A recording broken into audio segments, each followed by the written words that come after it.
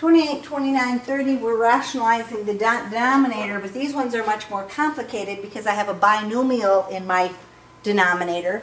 And in order to rationalize the denominator, I have to multiply by the conjugate. We multiplied by the conjugate on those previous problems. We want to do the conjugate of the denominator.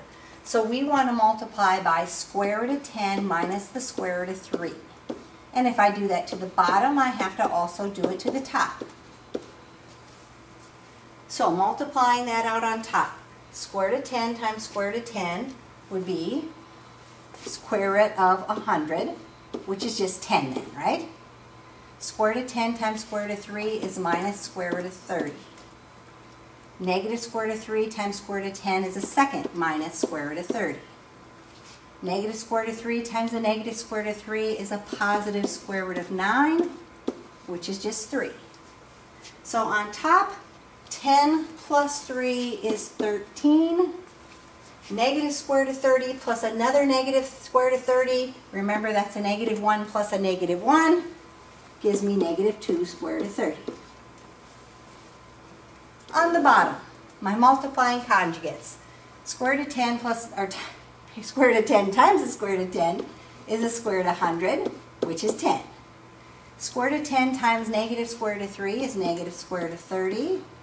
Square root of 3 times square root of 10 is positive square root of 30. You know those should be opposites and should cancel out. Square root of 3 times negative square root of 3 is negative square root of 9. So we're going to have 10 minus 3 on the bottom, which gives us 7.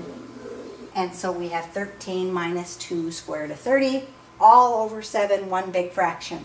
Again, I recommend you hit the fraction button first, type the top in, and then type the bottom in separately so that it goes in correctly.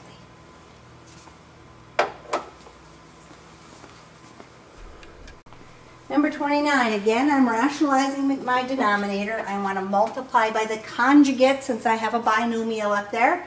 The conjugate of the denominator, 2 square root of 5 plus the square root of 11. So just changing the sign in front of that second term. So that means I have to take the top times the same thing, 2 square root of 5 plus the square root of 11. And I'm going to do my foiling. So square root of 5 times 2 square root of 5 would be 2 square root of 25. Square root of 25 is 5, so I'm going to get a 10. Square root of 5 times the square root of 11 would be square root of 55. Square root of 11 times 2 square root of 5 would be 2 square root of 55. Square root of 11 times the square root of 11 would be the square root of 121, which is 11. So on top I've got 10 plus 11, so 21. I've got 1 square root of 55 plus 2 square root of 55, so 3 square root of 55. On the bottom, 2 square root of 5 times 2 square root of 5 is 4 square root of 25.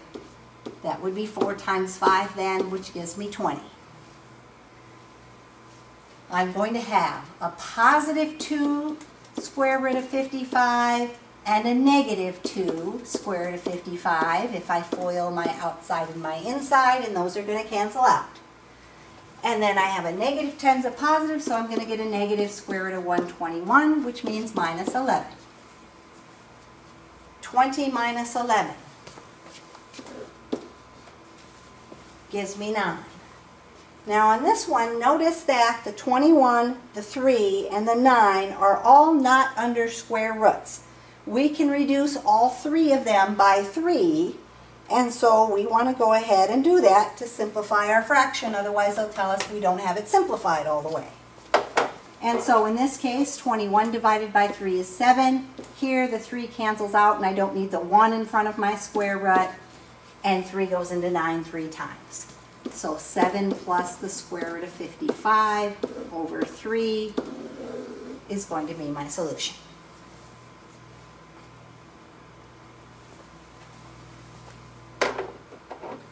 So number 30, again, I want to rationalize my denominator by multiplying by the conjugate of the denominator.